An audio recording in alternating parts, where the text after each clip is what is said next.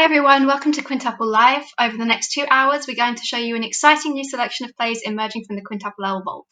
All of these have been carefully selected and curated to show you the very best of upcoming fringe theatre.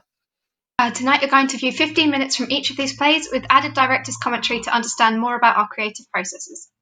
At the end, whether you've loved, liked or admired the performances, we'd love to get your feedback on each of these pieces.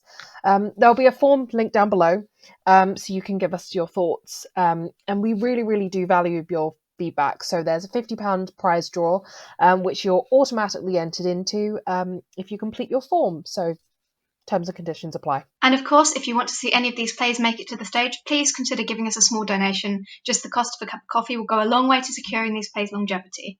But enough of us talking, let's get on with tonight's performance. So drum roll, please.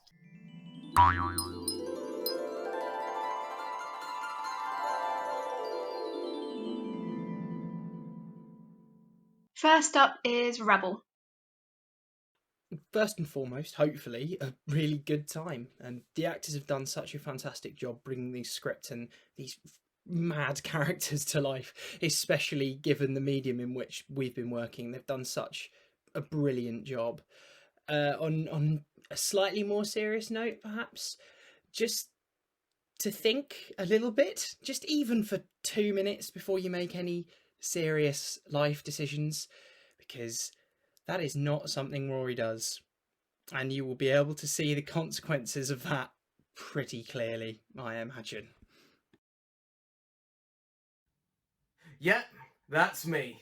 You might be wondering how I got here. Sorry, I'm really dehydrated. I don't know what that was. I read the story you gave to Poirot's authorities. Poor as the translation is, I got the gist of it. According to this, you woke up drunk after a one-night stand to discover you joined a far-left terrorist organisation and had no choice but to play along. You must admit, the situation is a little implausible. When you lay it all out. I'm not getting any of this wrong. There's no problem with the translation. Nothing that would make it seem a little less insane. It's what happened. You're in a lot of trouble here, Mr. Acton. A lot of trouble. Unless you can provide me with some extenuating circumstances. I think I've given plenty. That assumes I believe what's in here. And quite frankly, Mr. Acton, I do not. I'm telling the truth. Perhaps it would help me to understand if you ran me through it again. From the beginning. All right. I had 1 month left at my graduate scheme at the Jacob Pritt Partnership, a recruitment firm specialising in the recruitment sector. My boss had invited me out for a drink to celebrate. Rory! I bought a drone. You know what a drone is, yeah? I like those things we use in the Middle East, but small. Yeah, smaller and controlled with a remote. I like a remote control helicopter. No, not like a remote controlled helicopter. How is it not? A remote control helicopter costs, what, 200 quid? While a drone is nearly 6 times as much as that. But I can buy one just like that. 2 drones like that. 3, 4, 5, 6 drones like that. And I can go to the park and I can play with my drones and I can do drone things. And you know why? Because I've got drone money. Now that's success. Is this what you wanted to talk to me about? Wait a second. Yeah, just got to look at this.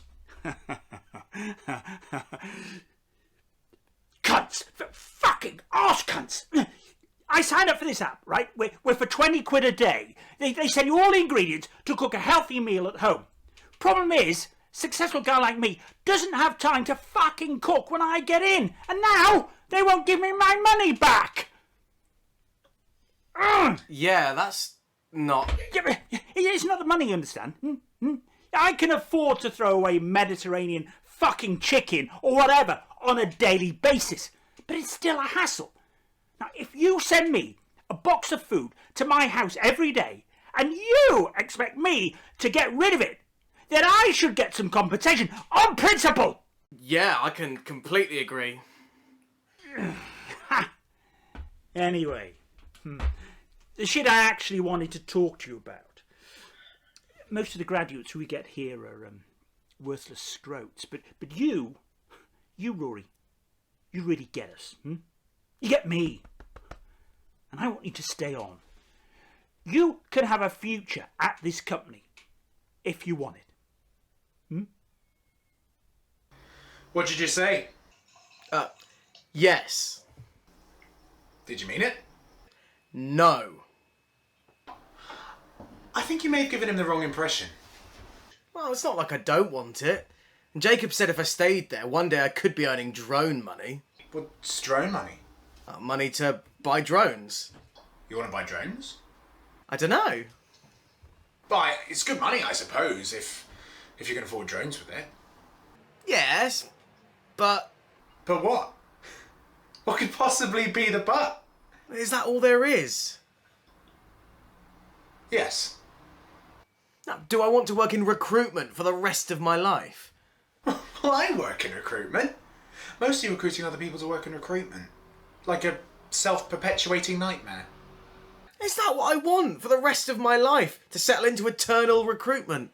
I'm young, surely I should be doing something else with my life. You're gonna settle into something. Eh? I mean, whether it be recruitment or something else. I mean, there must be other jobs other than recruitment. I can't think of any at the minute. That's frightening. Well, anyway, whatever. Either you're going to be settling into recruitment or something else. The offer's on the table. Have you asked Kate? Ask me what? Oh, I love you. Good, but not really a question. So, remember when Jacob asked me to have a drink with him the other night? And this is how you revealed to me that you're cheating on me with your boss? Because honestly, you can do better. No, I'm not. This is about Jacob's offer to keep you on. How did you... You talk in your sleep. About work? Sometimes. Sometimes it's about Star Wars fan fiction. I'm not sure about it. This I thought was pretty good. Some of the Chewbacca scenes are a bit graphic, but apart from that... About the job. You don't have to take it, you know. Just tell them to fuck off. I mean, not those words exactly, but that sentiment. It's the sensible thing to do. I mean, the money is really great. If it's really that good, then why don't you just take it? It feels like a full stop. Like, this is you, this is what you do, this is your life. Get married, buy drones, have kids, buy drones for your kids, sign up to a meal delivery service you always throw away, buy more drones, die. Right. Some of those things feel like they might involve me, so why don't we go over your life plan before we jump to any conclusions? I don't know if I even want that. I don't think I've experienced enough to know yet. Like, have I even worked out who I am? Well, then you shouldn't take it. But what would I do instead? Why don't you go travelling and take your photo in front of that thing in South America? Machu Picchu? Yeah, that! My housemate in uni went travelling and apparently he found himself. Or at least he kept telling everyone that he found himself. God. Oh, but what about us? How would you... It'd be hard, but we'd manage. And if this is something that you really want to do, then I think you should do it. That's fantastic! And she suggested it? Yeah. Wow. I wouldn't have expected that. Well, I don't think she meant it like that. How else could she have meant it? I mean, what is travelling all about if not finding yourself inside a variety of different people? Well, she mentioned something about experiencing different cultures. Which is also code for sex. Now, we know that, but does Kate? Well, I didn't get the impression Kate was stupid. Well, maybe she's just a good person.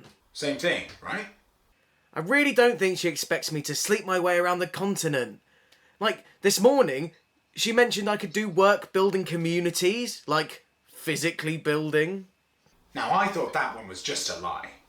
Well, she seemed to really think we'd stay together. Or maybe she's just really open-minded.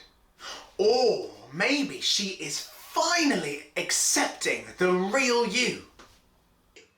Real me? Yeah, the you before you're all, oh, we're in a long-term committed relationship. Get a house and a dog and a couch and forks. You have forks? Before that, you were the man. No. You weren't the man. You were a self-propelling penis. You were like a dildo with legs. Now, and that is what you can be again on this adventure. I really don't think she had me being a dildo with legs in mind when she came up with the plan. And I do actually want to find myself, in the vanilla sense. I don't really feel like I fit here. And I think maybe if I experience more of the world, more of life, then maybe I'll find somewhere I belong. You are sounding dangerously Disney right now. Don't be an arsehole. Look, if you start singing, I'm gone. I'm not. Right, leaving aside the somewhere out there of it all, you are planning on having sex this year. Of course. Well, then you should probably tell her before you go. I mean, that's the honourable thing to do, right? When'd you leave? Well, my contract's up in 2 weeks, and then I'm just going to pack a bag, hop on a plane and go. Oh, wow, then you should probably talk to her soon. Best not leave it to the night before you go, eh? I don't see how all this is strictly necessary. It's context. There seems to be an abundance of feelings and a deficiency of facts. Nah, but the feelings give context to the facts. I want you to know my motivations. Assumed your motivation was a deep and ill-informed commitment to Marxism. Do I look like a typical communist to you? Fine, an atypical communist. I'm not a communist. Didn't you say you became a terrorist after a one-night stand? That's true. So far it seems to be a committed relationship. That's about to change. Excuse me? I just think we should sleep with different people. We're doing this now. Well, I'm leaving tomorrow. I thought it was better to do it now than, over the phone. Oh, so you picked the one time that's worse than doing it over the phone. You're unbelievable. Well, it seemed like the right thing to do. To break up with me after you were just inside me. That's what you're doing, right? You're breaking up with me. I think so. Why? I'm going to be gone for a year. Did you really want to sit around and wait for me to come back? Yeah, I would have. Well, Well, I don't... you don't want to do it. Well, to go travelling and not... Fuck everyone you meet. Seems like it's missing the point. I'm not happy about this. Oh, wow, you seem really upset about it. You had to fly off to South America in a few hours and leave me Shit, my behind. plane. Where the fuck are you going? I've got to catch my plane, I'm sorry. Come back here. Buenas noches! Yes, Oh, you're English? I am. Just my luck. I drive 3,000 miles and end up with someone who could have been on my street. Huh, what were you hoping for? I don't know. German? Oh, do you speak German? No. Then that probably would have been pretty quiet. So what brings you to Poye? Oh, specifically, nothing. Just seemed like a good place to go. Well, have you ever felt like your life was going a certain way? The way everyone else's life does. And you want to just throw a spanner in the works. Rip up the script everyone else is reading from. Live life in an unexpected way by actually living it.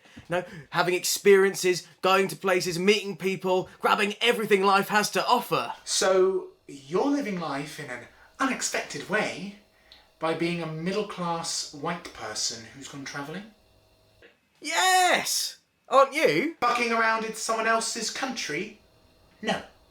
I like to live my life with a little more purpose. Then so what is your purpose? Revolution! Revolution? Haven't you seen the unrest in the streets? Oh, was that the parade? That wasn't a parade! It was a demonstration against the crippling austerity, wealth disparity and poverty wages all enforced by the authoritarian Poye government on behalf of their oil company paymasters. Oh, I didn't get all that from the parade. This is the most politically exciting continent in the world right now.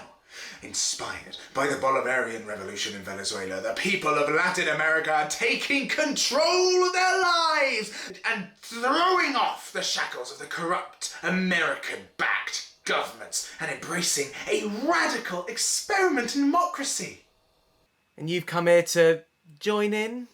To be part of the first truly mass international socialist movement since the collapse of the Fourth International? Yes! I've enough money saved up to live off for a year while I wait for the uprising. And if the uprising doesn't happen within the year?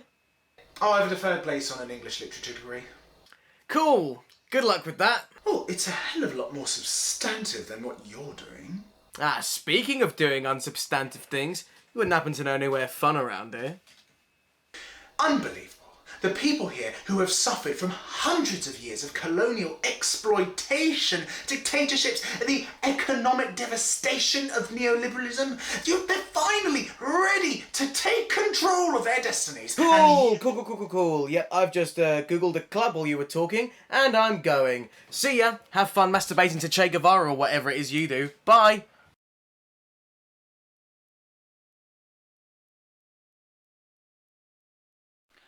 Rebel was initially written as a screenplay as part of my creative writing masters.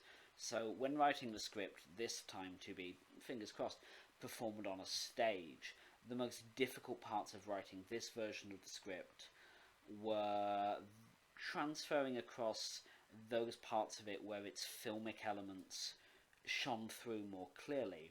The dialogue, the jokes, fine, transferred across just fine.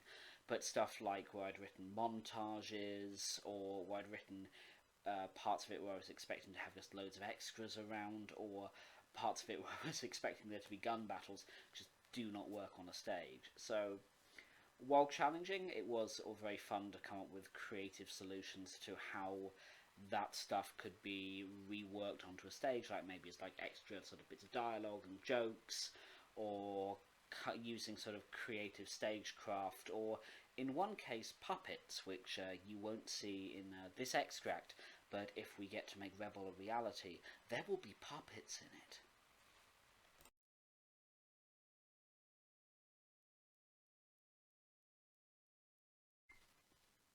My future hopes for Rebel are, well, that this Scratch Night goes really well, and we get to perform the full 90-minute show on a stage somewhere in the future.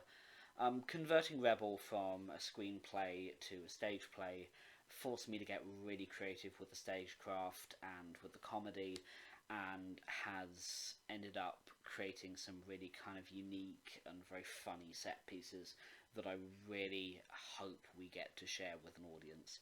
I honestly believe the adaptation process has really elevated this story, and I'm really excited to hopefully be able to share this, what I think is a really funny show, with the world very soon.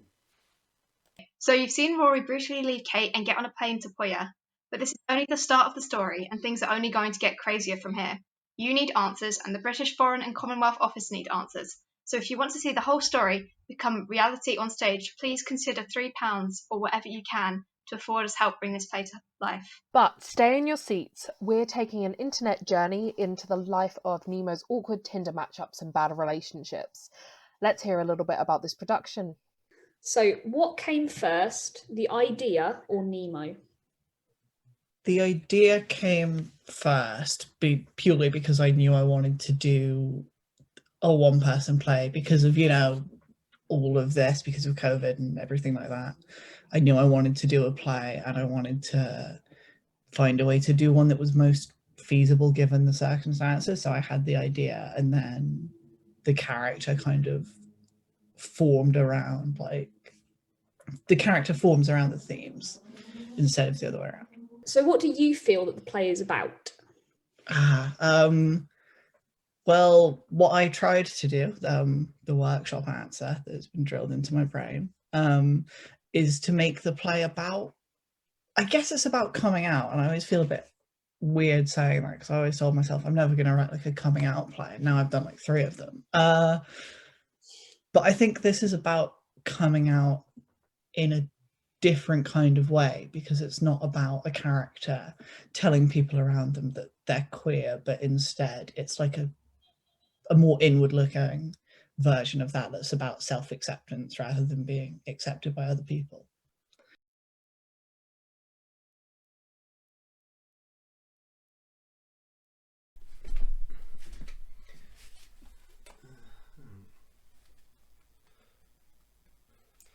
I once outed my friend's brother as bisexual. It was an accident, I swear. So, I'm on Tinder, but I'm on it looking at both men and women. And suddenly I see someone who looks really familiar. I don't recognise his name, but he looks really familiar. Like, he looks really similar to a friend of mine. It's almost uncanny. Anyway, a week later, or maybe it was a few days later, I'm sat down with this friend, the one who has an uncanny resemblance to Tinder guy. And we're talking and catching up. And suddenly, he starts telling me about his brother. His brother who's engaged to a woman. I should leave it there. I know I should. I know that as the words are about to leave my mouth, that I shouldn't be saying them. That my brain should be telling me to just shut up and leave well enough alone. That, you know, what he doesn't know won't hurt him. But I don't think that's true. Not knowing something can have the potential to hurt much more than knowing it does. Not knowing something can set you up for miscommunication and disappointment in silent, subtle ways. Not knowing something can break your heart. So I find myself asking what his brother's name is. And he tells me. And yeah, his brother is Tinder guy. He asked me why, as in, why do you ask? I could have said, just asking out of curiosity. That it's strange that we've known each other for so long, but I've never thought to ask what his brother's name is. I've only met his brother a few times, which is why seeing his face on Tinder was more uncanny than it was familiar. As if Tinder guy was somehow out of place there. But I didn't say any of those things. I didn't say anything, really. There's no easy way to tell someone, because I saw him looking for dick on Tinder. So I just sat in silence for a while as I tried to figure out how to tell him something that might just change everything. So I showed him the profile, the picture, the uncanny face of Tinder guy reminding me so much of my totally straight friend. And again, we were in silence for a while as he tried to figure out how to understand everything. How to understand the questions that I wouldn't be able to answer.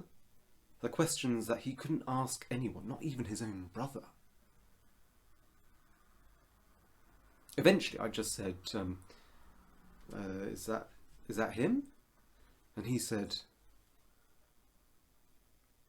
yeah.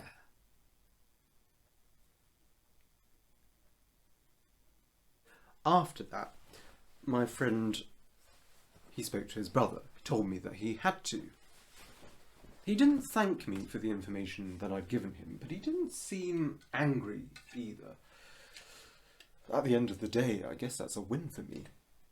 When you tell someone that you discovered their brother secretly looking for dick on Tinder, well, you expect to be told that you're a liar. You get told to fuck off, maybe even get hit. But none of that happened. He couldn't call me a liar after what I'd shown him, and he seemed too shaken to tell me to fuck off. I did think he might hit me. He wouldn't have been the first guy to. And if he had, he might not have been the last. But he didn't. All he said was, I need to talk to my brother. He said it a few times, slowly at first, as if he was rehearsing the conversation he knew he had to have. I need to talk to my brother. I didn't say anything. Well, there was nothing that I could have said. Nothing that I could have said would have mattered at that point. I probably shouldn't have said anything in the first place. But in my defence, I didn't know that Tinder guy was still in the closet to his own brother. I mean, if I had, I wouldn't have said anything. Forcibly outing someone? That's a fucked up thing to do. But who's still in the closet to their own brother? This guy, apparently.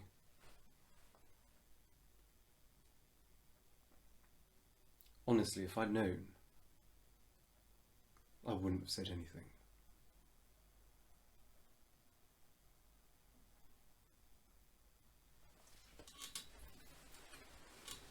Later, much later, my friend tells me that he took his brother, Tinder guy, to one side, and he says to him in a voice full of big brotherly purposefulness and seriousness, "We need to talk."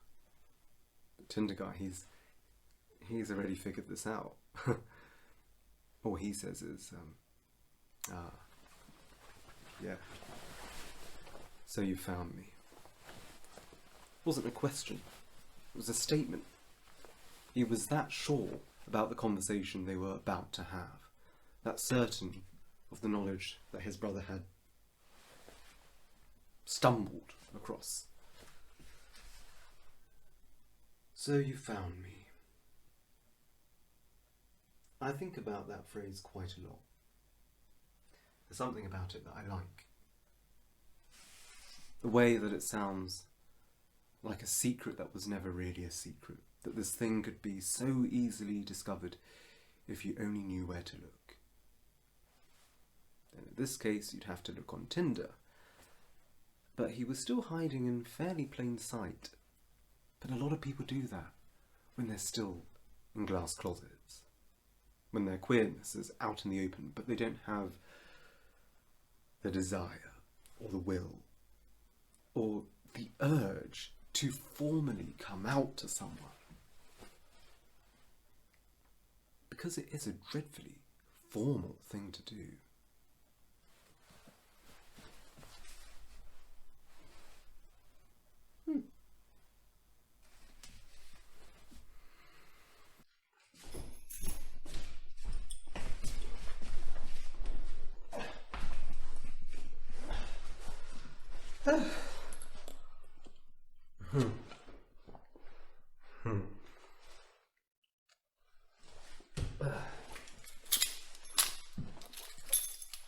I have a friend who got into her first relationship with another girl when she was 19. It was intense and became serious really quickly and was all-encompassing in that way that first queer relationships, it seems unique to them in a way that isn't for straight relationships.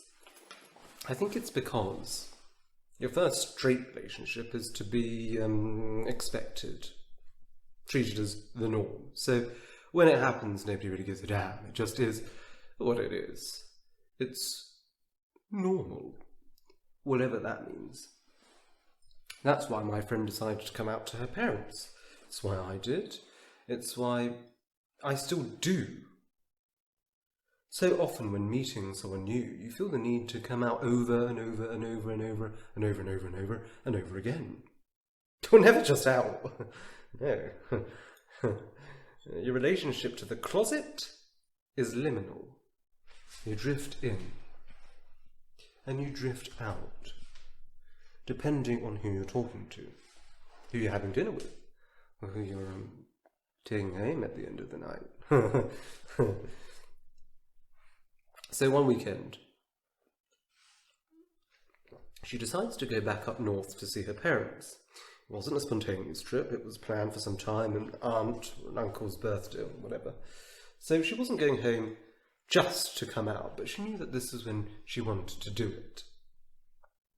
Not at this big party with the rest of the family, it was just afternoon, her and her parents. So she paced up and down, she got flustered, she got agitated, and she didn't know how to approach it. Nobody ever does. Not just the first time, but every time. So she sat them down, Dad, and she told them that she had something important to tell them, something really important. Her dad asked if she was pregnant. And she thought this was funny. And intentionally or not, it kind of broke the tension. It gave her a way in to talking about it. She said, no, I'm not pregnant. In fact, it's kind of the opposite of that, actually. And then she did what you always do in a situation like that when you think you've said something that's outed you. She waited to see if they'd get it. They didn't get it. So she just had to go for it. In her head she said, fuck it, and decided that this was the moment. So she told them, I am seeing a girl. And then she did what you always do when you've come out to someone. She waited. And waited. And waited.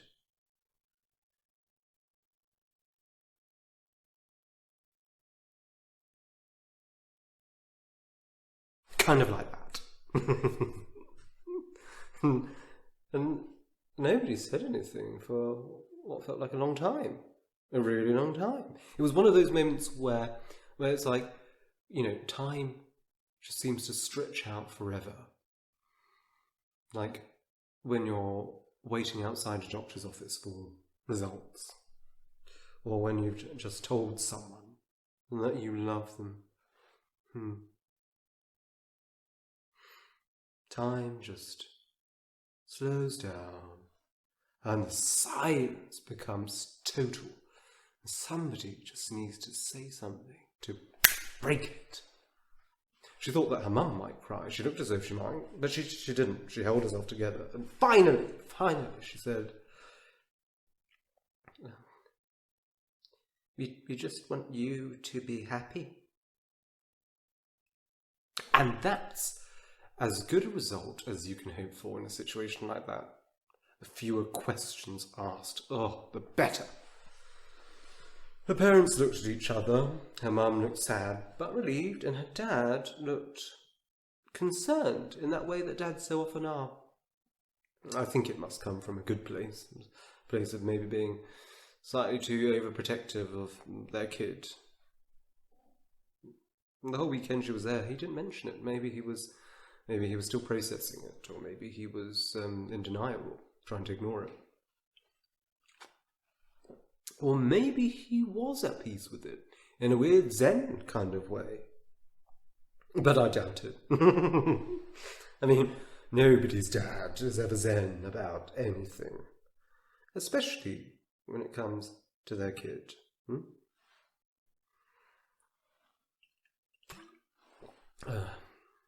And that's the best coming out story that I've heard. Well, not best as in a story to tell from a narrative perspective, but best, you know, it lacks drama or conflict. It's a very simple story. And it's a good coming out story because it lacks those things. Because it's a coming out story without drama, conflict, or shouting. Huh?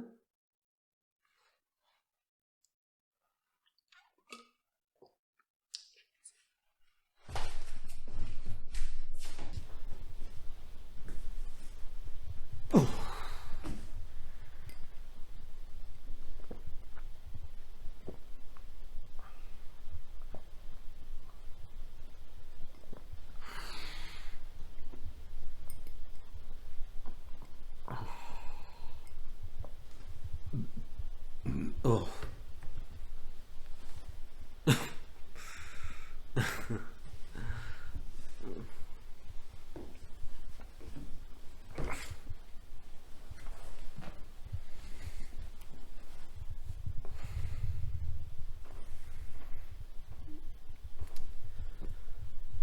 The first time I remember seeing a gay character on TV was in Desperate Housewives.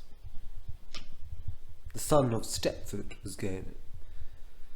I think my mum just used to really enjoy it. It just seems like one of those shows that mums everywhere seem to enjoy. And I was pretty young when it was first on, maybe just outside of my teens, so in terms of queerness, I didn't know, but I knew something. I knew that there were certain things that I read or saw or whatever that ended up lingering in my head for a really long time. And the gay son in Desperate Housewives was one of those things. That's not a coming out story that ends well. So son of Stepford and his mother are driving along in the car, and he's been out to her for a while now, but she's not dealt with it. She's not dealt with it at all, because it's just so incompatible with her Christian, small c conservative, white picket fence worldview. I feel like I should say that this is a Desperate Housewives spoiler, so if you're a young queer or a heterosexual man, then I will be spoiling this particular plot point.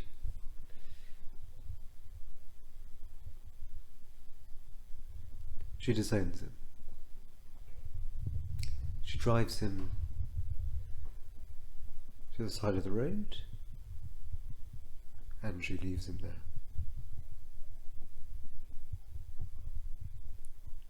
I mean, how fucked up is that? And it's not the kind of thing you only hear about in soap operas. So often you hear about people who have been disowned or kicked out of their homes because they've come out to their parents. That's why I don't judge people for not doing it. Staying in the closet. It's not about shame. Sometimes it is about survival.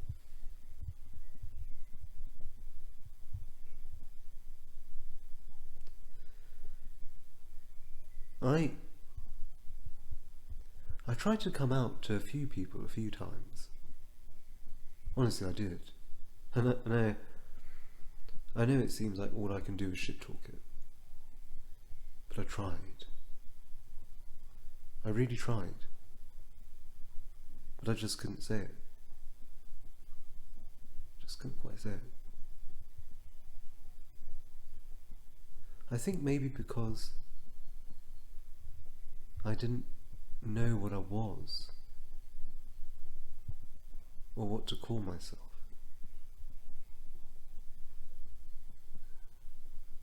I still don't.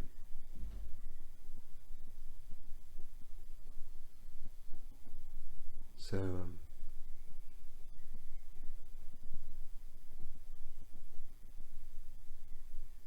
what was it that drew you to this play in the first place? I think it was Nemo, just as a character, because he's so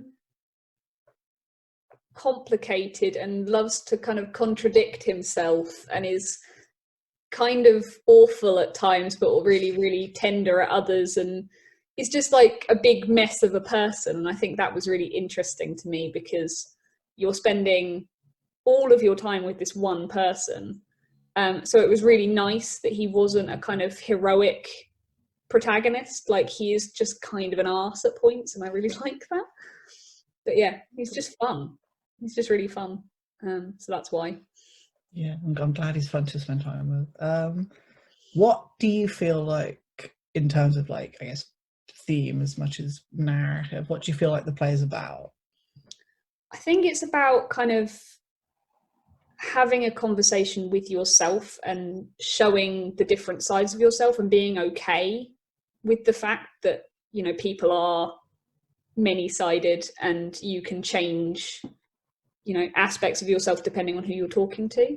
But at the end of the day, you are kind of a person who exists, and with all the kind of difficulties that presents. So yeah, it's kind of about being comfortable and accepting all of yourself, not just the version you're presenting to others. Yeah. The rest of the play shows Nemo exploring his own experiences in a way that's more vulnerable and intimate, as he returns to memories of his first boyfriend and the coming of age on the internet, and the truth behind his struggles with self-acceptance, and why he retells all of those stories close to him and becomes clearer. The more he reveals about himself and others, the closer he becomes to understanding himself. Is that jam or blood? You'll find it all in the screwball comedy The Daily Truth. Let's take a step back into the past and hear a bit about our next production. So I was actually taking a film history unit as part of my undergraduate degree, and we were watching films from different eras and genres and so forth. And one week we were learning about the screwball comedy, and we had to watch His Girl Friday and Bringing Up Baby. And I really had no idea what the screwball actually was, but I was so taken aback by how witty and fast the dialogue was and how it overlapped and clashed and was so absurd in this battle of the sexes genre.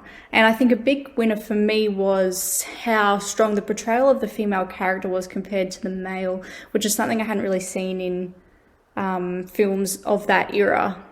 So I'm inspired by actresses like Rosalind Russell and Katharine Hepburn, who are so confident and play these strong, multi-dimensional female characters. So really I wanted to pay homage to the screwball and all its glory and try and present it to a contemporary audience who may not be familiar with the genre.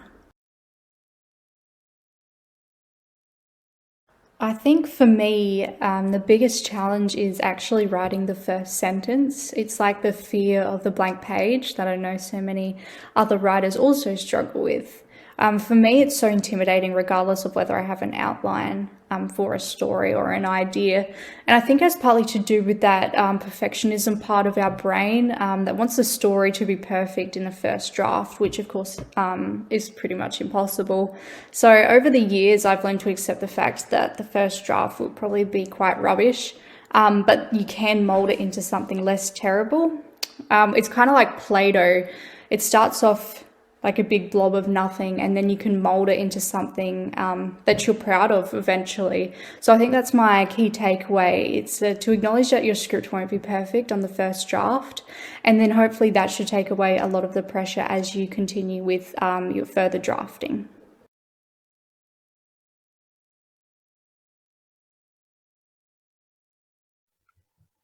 Dick, you have that interview, remember? You better be dressed this time. Just because they can't see your bottoms doesn't mean you should leave your todger out. Oh, I'm ready. Oh.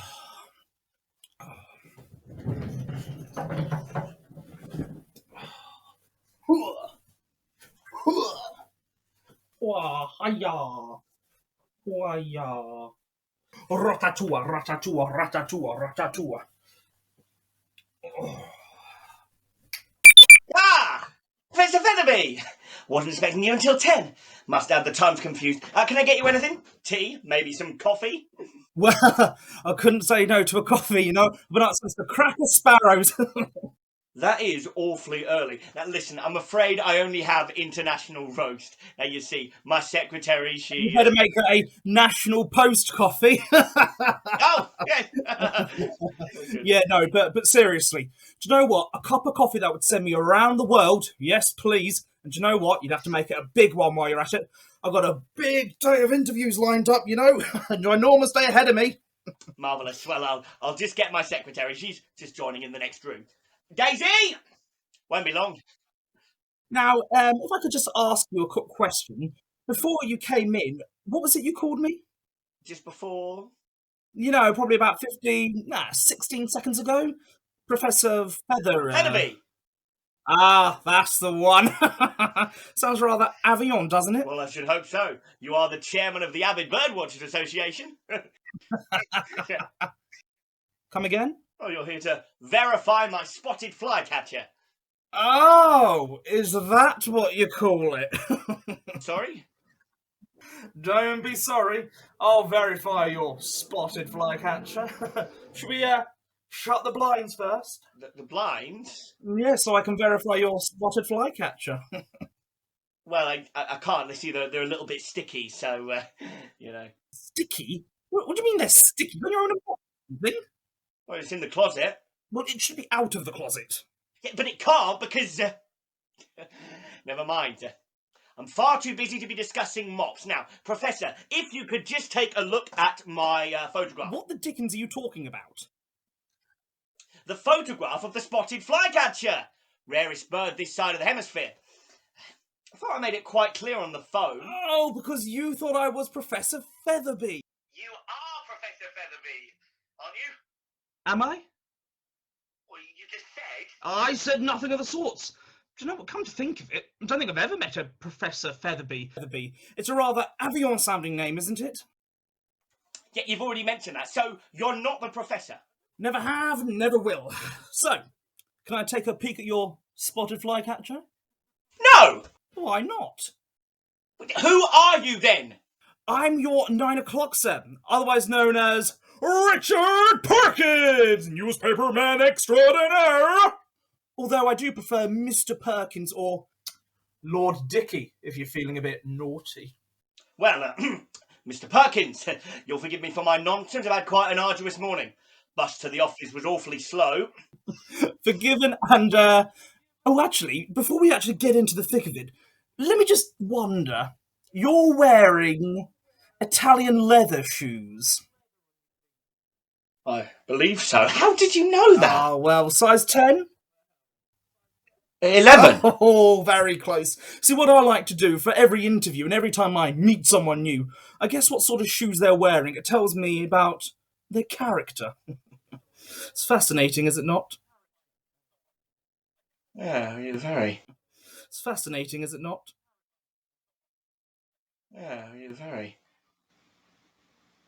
Do you mind? Mind what? Oh, right, yeah, sorry. No. Well, what do I call you then? Sorry? Your name. Everyone has one. What is it? Do you know what? I am prepared to make up a name if so requires. I've always fancied Edmund. It's a murderously bamboozled name for a spiffing gentleman like yourself. Jerry Mobley. Mr. Mobley's fine. Rather preferred, actually. Daisy! Look, do you think we could get started soon? I mean, I've got a big day of interviews lined up. I've got big ones, small ones, thin ones, obese ones. But what do they all have in common? They all want me. Never seen a newspaper man as bright as me, no sirree. Yes, we can get started just as soon as Daisy! Would it help if I shouted as well? I've been told my voice is louder than a caffeinated toddler on Christmas Eve. Daisy! Told you. My, you're a delicate little flower, aren't you? Right, don't tell me. I'm going to guess size 5 red heels. Nothing too over the top, but certainly something to make an entrance. This is Daisy, my secretary. Your 9 o'clock has arrived, sir, and I left your shirt on the desk behind you. Marvellous. What, 9 o'clock? But I'm your 9 o'clock. You can't have 2 9 o'clocks. Shall I close my eyes, sir? No, not necessary. Oh, she can't. I certainly will. Oh, and send her in, would you, Daisy? Of course. Her? Oh, didn't Daisy tell you? Now, this is a joint interview. I'm in a bit of a rush, you see, and, well, what's that saying? Ah, yes, 2 pigeons with 1 stone. Oh, sure, yes, and a great saying. One could say a tad specific. But you see, Jerry... Mr. Mobley... Sure, Jerry, it's not that I don't like you. Well, rather, I don't know 2 puffins about you. But I was under the impression, well, due to a lack of communication, that I was due to be interviewed solo. Do you know what? Have you considered firing Daisy? She seems rather incompetent. Why would I fire her? Daisy's my best secretary. Well, yes, we could go back and forth over what we agree best is, but while we've got a couple of sprightly seconds before her comes in, I'd like to talk to you about the time I interviewed one Lady Partridge. It was an interview I got quite a prestigious award for. I won. Well, nearly won. I came second. Well, third. Lady Partridge, that doesn't ring a bell. What newspaper was this in? The Birkin Weekly. Terrible name, I know. Apparently it's some sort of soap. I tried to change it, but corporate doesn't look too fondly on people trying to change the company name without permission. I see. So, long story short, I briefly lost my job, had to beg on the streets, almost sold both my kidneys, until I realised you needed at least one. And then I found this story. So, this is Lady Partridge woman. She saved your career. Not only did she save me, she invigorated me. Found a whole new world out there just for me. And what was this world? Well, 2 words. Women's Institute. Heroic women serving jam on the front line. You reported on jam. And pies. Jam and pies? I'd hardly call that news. And cakes. What? Jams and pies and cakes. Oh, I even learned how to make the perfect Victoria sponge, but I knew this would come up, so bear with me and I'll show you. First of all, obviously need the appropriate apron for the job. Yeah. Let me get this straight. A serious crime reporter like yourself reported on jams and pies and cakes. And you know what? For a brief period, brandy snaps until... Hey! Oh, Jesus Christ! Oh. Vinegar. Oh, well, they drank all the brandy and I forgot how to make the snaps. I have no idea what are you doing? Oh, do you know what? They even had an annual competition too. The Great Bake Off for the British and British inclined. Oh, I was even a judge one year. Oh, Lord Dicky, the soggy bottom slayer. That's what they called me, and not just behind my back. Oh, wait, so what was so special about this Lady Partridge then? Well, she was the underdog, of course. Didn't have a devil's chance of winning. Buttercream. Buttercream, they said. You must be insane. But do you think she listened to them? No, sirree. She couldn't give a flying fig leaf what those old hags had to say to her. She spent 4 fortnights perfecting the recipe. Oh, lost all her friends, family, even her house. Do you know what? She was this close to losing both her kidneys, God, until I told her she certainly needed both. And then the day the competition came, poor old dear was awfully nervous. But the judges loved it. Smooth as a crumpet's bomb, they said. Oh, with enough vanilla to keep a dentist in business. So, she won? No, turns out she'd laced the buttercream laxative. Lulam ran for miles, but you see, it made for a great story. A winning story. So I marched straight to the Birkin Weekly and I said... Hello, Richard. I apologise for being late. I would say bad traffic, but I've never seen it this good. The bus was positively titillating. Sorry about that. What in the devil are you doing here? Well, I'm a newspaper man like you, aren't I? Yes. And I lost my job like you, didn't I? Yes. And I have bills to pay like you, don't I? Yes. Mystery solved, Lord Dicky.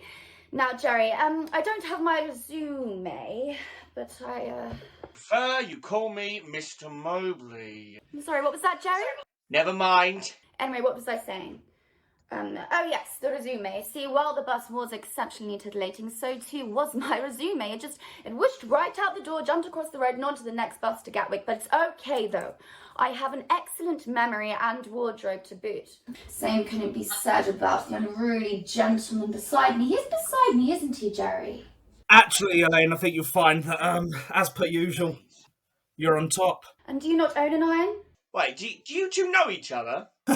She's my wife, I'm her husband, we're happily married.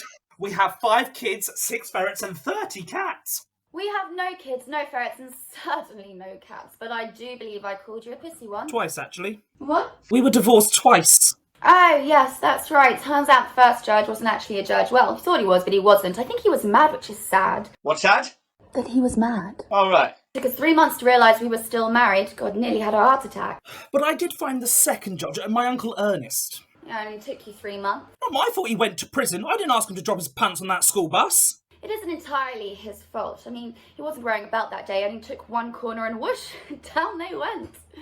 Wasn't wearing underpants either. Well, how was he to know the old hag would call the cops? He sentenced himself, you know. 3 months and 2 days. If only he was the first judge. Oh, but he was the second. But he could have been the first, and we would have missed this entire incident. Those pants could have dropped at any time, and you know that. Well, maybe if his mother told him to wear a belt. All right, look, while I appreciate both of you taking time out of your busy schedules to come to this interview, I just don't think this is going to work. I'm sure there are plenty of people willing to hire people like you.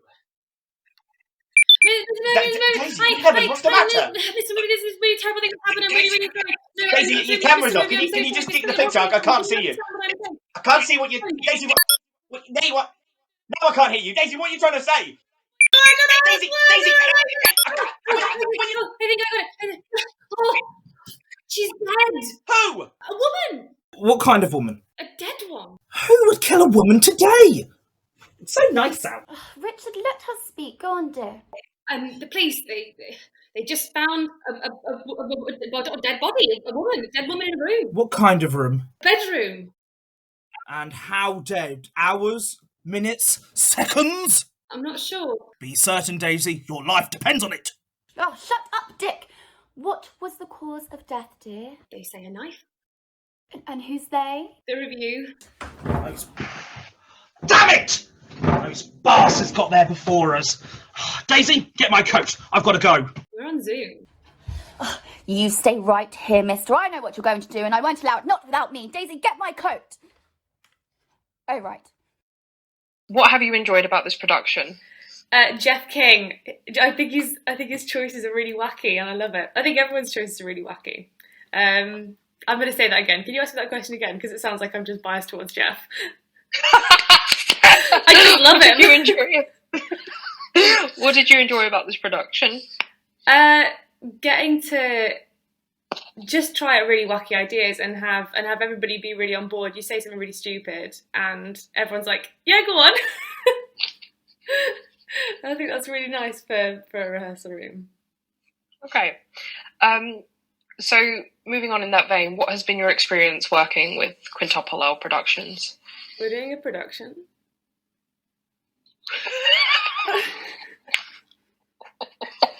I hate everyone. They're all so mean. I don't like them. No, they're great. I love them. The sound of the school bell means it's time to introduce our next and final production of the night. What have been the challenges or advantages of directing online, and how have you overcome the challenges? So I think challenges are always, for me, in terms of doing online, is not being in the same space together and not being able to do certain exercises and just explore the room and explore each other. I feel like body language and sharing a space and sharing an environment are so important when rehearsing a play. And it's always difficult to adjust, especially to this kind of alien format that is digital theatre. But actually, I've had a really positive experience with it. Because I feel like it's only a very temporary thing, so we should embrace it. I don't think there's any reason to kind of shy away from it. I think you just got to throw yourself into it. And when you find the problems, just understand that they're quite simple to overcome as long as we're all honest with each other. So Zoom fatigue is a very real thing that we all understand. Making sure that rehearsals are just a couple of hours long, regular breaks. And again, just being open and honest about the situation that we're all in, really, is the way that I've tried to overcome those challenges. But then that brings kind of light moments to it. The challenge of having to create your own DIY film studio is one thing that we all had a great fun time sorting out. And I think this year of digital theatre has just allowed, in my opinion, like the development of this exciting medium. It promotes accessibility for so many creatives, especially outside of London, because it feels like the London theatre scene is just kind of the overall place to be, and it's nice to know that that's not the case. And I do think there is a place for digital theatre, and I really hope it doesn't go away completely.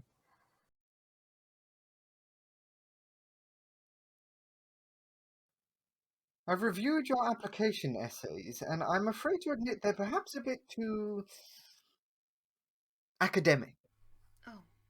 This is Christchurch. Yes. It is a matter I will endeavour to discuss with you during our time together. Those essays were given impeccable marks by my teachers. Ah, yes. A-levels. They do a marvellous job of fogging up the windows. My essays are too academic. Well, that very much depends on what you define as academic. I define, well, of the academy. Then yes. My essays were too of the academy. This being the academy. Simply put? I shouldn't be telling you this, but you see, what we're looking for is a polymath, an interdisciplinary, someone with their fingers in many proverbial pies. I act. I did my gold D of E. So be it. It was a 3-day-long expedition. Yes, 3 days of trotting through shit. Don't they teach you not to bring these sorts of things up before you get here? I mean, what kind of school did you come from? I read King Lear in my tent. Listen, do you know the proverbial dangers of education? Don't regurgitate. Could you express to me the dangers of education? No, you said to... Yeah, and try not to regurgitate, please. Okay. The dangers of education are being taught what to think instead of how to think. No, do not regurgitate. I don't understand what you mean. Think for yourself. Answer for yourself. Do not vomit up cliches. And why do you want to study history? It's the study of the human condition. La condition humaine. Oh, Christ on a proverbial stick. Well, literature is the study of the human condition. Yes, I see. Of course it is. No. I'm not being facetious. I mean Would you rather be an apple or a banana? But I'm not being facetious, I mean it. My father interviewed Tolkien. He gave the exact same answer as you all those years ago. Well, except he went on about elves a bit afterwards. And me giving the same answer as Tolkien, that's a bad thing? The human condition. The sodding human condition. Do you even know what you mean when you say that? No. You are a mouse. Trapped in a bread bin. Is it of the most importance to be the rock, the paper, or the scissors? Proverbially speaking. What with God being all-powerful, could he create a stone he couldn't pick up? Or better yet, could God create a woman he couldn't pick up? Are you cool? Could you discuss the imperative? Discuss. Right. If this chocolate biscuit were the existence of an absolute truth, would you risk it for a chocolate biscuit? I prefer ginger nuts. Marxist. What does this have to do with studying history? Answer, girl. Is God getting too relatable? I didn't know Tolkien had said that. Well, how could I? Oh, I don't know. Osmosis, perhaps? I want to play a game with you. It's called 21 Questions. You know the form, yes? Mm-hmm. Good. Except now I am a historical event. Guess me. Aha! I bet you're the Holocaust. The big, unguessable, unquestionable event. No, girl, I am not the sodding Holocaust. Now guess, please. Properly. You see, what we want to know is, are you teachable? I want to see how you get to me. What questions will you choose? And let's do 10, not 21. Yes or no only, remember? I have learned everything thrown at me so far. In my coursework, I got a 96% in comparison. Yes. So you are learnable. But are you teachable? The question is tenable. I'm not completely sure what you mean. Are you before Christ? No. And it's before Common Era nowadays. Be careful. One more mistake like that and shit might hit the proverbial. Your essays, they're high markers, yes? So you can learn. But can you be taught? Do you see? Do you see the difference? I see the difference between a 46% and a 96%. Did you happen in Europe? Somewhat. Were you a battle? Somewhat. Did you involve kings? Oh. Professor, are you trying to trick me? No. 5 questions left. Be creative. About the human condition, sir, Professor. I meant that my answer to your question was true. It came from the heart. I didn't simply learn it somewhere and regurgitate it. No. An answer can never come from the heart. Questions? Perhaps. No. I meant it. I meant it, okay? And because of that, I cannot provide you with a different answer, no matter how much you provoke me. Europe, but not. Russia. No. 4 questions left. What are you thinking about asking next? I want to narrow down the date. Yes. I want to ask before or after the Renaissance, or perhaps the Industrial Revolution. That would show you I know a thing or two about defining moments in history. But I only have 4 questions left, so I need to be more precise. And not only that, Professor, but a way of thinking that would appeal to you.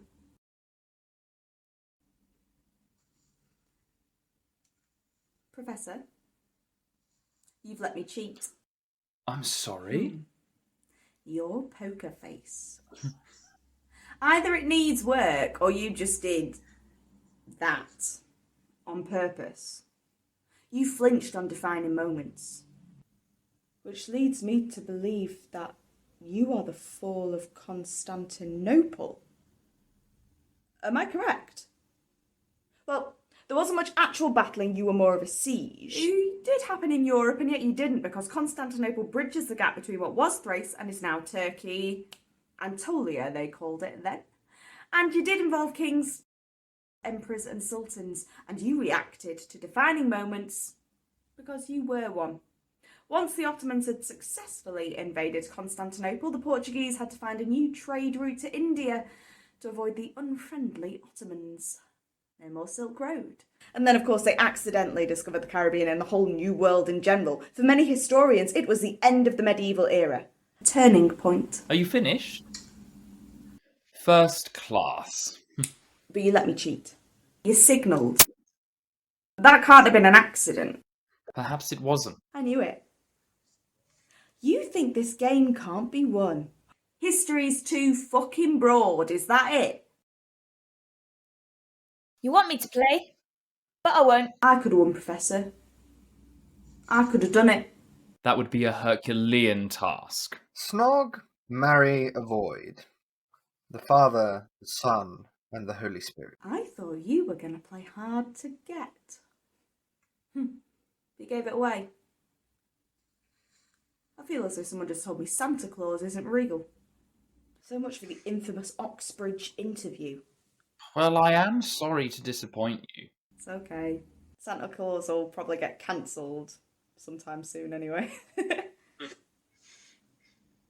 I prefer knowing things to Santa Claus. Well, I am somewhat disappointed to have contributed to that narrative. Are you familiar with Aristotle? Not personally. But I'm guessing your great-great-grandfather ad nauseum interviewed him. Latin? And no, don't be glib. Are you acquainted with his theory of active reasoning? Not completely. Well then, let's see if I can't teach you. Aristotle defined the dichotomy between active reasoning and passive reasoning. Active reasoning is based on decision-making. Passive reasoning is based on instinct. Active reasoning is what determines human intelligence from animal. Aristotle defined a dichotomy between active reasoning and passive reasoning. Active reasoning is based on decision-making. Passive reasoning is based on instinct. Active reasoning is what determines human intelligence from animals. Ask me why I want to study English. Why do you want to study English literature? Me? Hmm. Well, I'm interested in what is defined as literature. We have pieces that are definitely literary. Yes, like Shakespeare, Hamlet.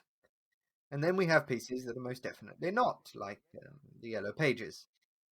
But then we have those bits in between. Poems in Hallmark cards, the Harry Potter series, slam poetry, Instagram poetry, rap music, Fleabag, Normal People, Midnight Sun. Everything and anything that gets put on at the sodding Edinburgh Fringe. I want to be around the people making the rules, finding out how we define these terms. What makes us decide what side of the fence these things land on? So, are you happy with my answer? Am I interviewing you now then? Well, that very much depends on what you define as an interview. It was a fine answer. And if I presented you your answer and my answer next to one another, and asked you to determine which one involved active reasoning and which one involved passive reasoning, which one would you pick? I see. Did I question correctly then? You have an impressive wealth of historical knowledge, it would seem. But you're right. I gave it away. I wanted to play the game to the end of the line. You did. You did. You just don't realise how yet. It isn't always about answers, hey? It's the getting to them. That's where the proverbial meat is. You know, the stuffed pheasant. Welcome to Christchurch. Do you liken most of your applicants to slaves? If I don't like the way they think. You want me to prove I'm not yoked by my own learning? I get it. I was warned. But that is my honest answer. The human condition. I once heard of a professor of biology who walked in with some roadkill, plonked it on the table, and asked the candidate to simply analyse. Am I the roadkill here? Depends what kind of roadkill. Fox? Oh. Maybe not. Pigeon? Maybe so. You know, I've never heard that. Do you just toss these stories round with your professor friends? This shouldn't be a game to you.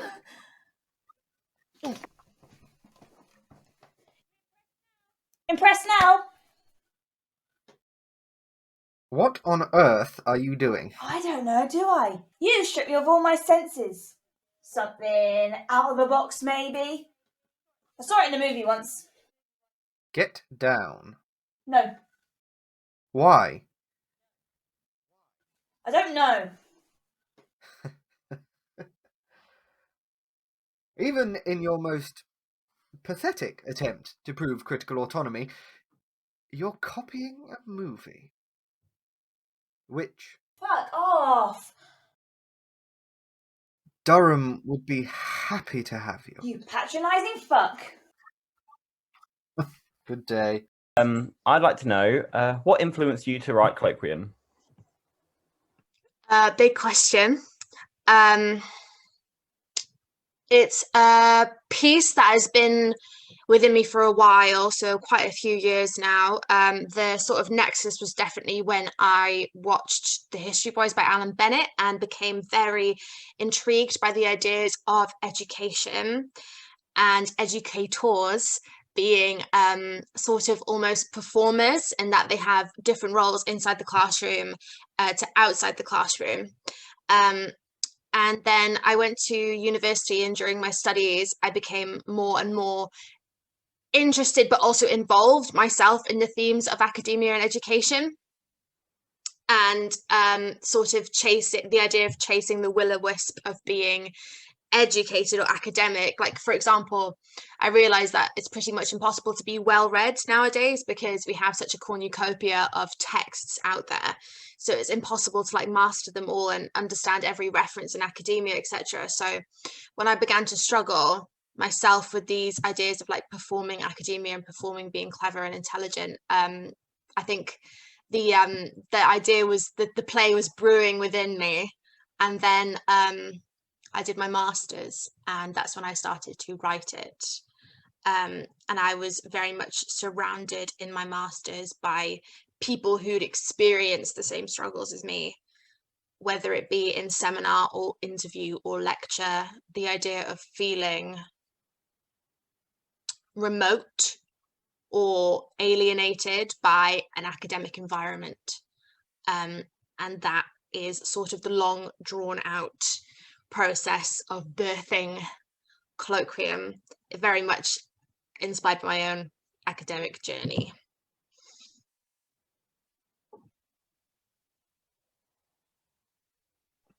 Lovely. So Colloquium originally had its first kind of iteration at where you did your master's at University of East Anglia. How have you found the journey from then, between the original iteration to now? I think the main thing that's changed is that when I was writing it, I was still in education. And because I was still in it, I was definitely still, in a way, romanticizing it. And have that fear of post-grad job life, as in post-grad job life, and leaving this sort of nurturing bubble of being able to prove all the time that you are clever through assessments and meeting people, etc. But then when I left university for good and I started being in the working world, my perspective on those kinds of places and environments shifted. So the romanticism kind of dropped completely.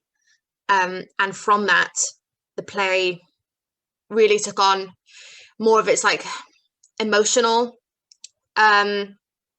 moments. It started off very much as a farce and a satire, but when I had distance from the environment I was in and was able to look back on it, I wanted to write more character-driven, emotional moments, which is definitely what is seeded in from maybe like the first third onwards in the play. And I would say that is the major change.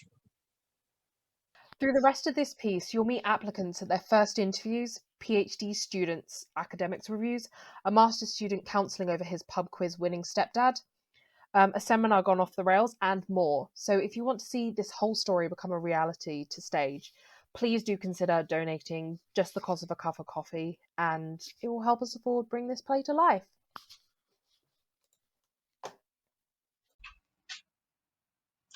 And that's the end of tonight's shows. Thank you to everyone who's made it to the end. Please don't forget to leave your review of all 4 shows for the chance to win a £50 Amazon voucher. And again, if you've liked the performances, please consider donating a small amount to help us realise the full potential of these productions.